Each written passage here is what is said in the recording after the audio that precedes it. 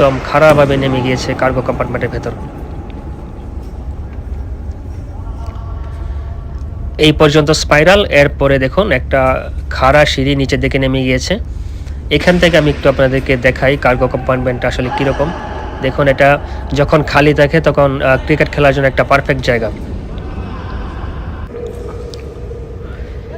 আমি নিচে চলে এসেছি, দেখুন নিচ থেকে একদম উপর পর্যন্ত, এটা প্রায় 70 ফিট। আমি যেখানে দাঁড়িয়ে আছি এখান থেকে একদম কার্গো কম্পার্টমেন্টের উপর পর্যন্ত প্রায় 70 ফিট উঁচু।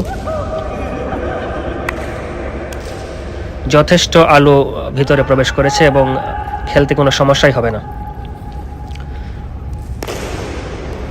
এখন ওয়ার্ম আপ চলছে, আমরা এখন খেলা শুরু করব। শুরুটা করেছিলাম আমি ছক্কা দিয়ে।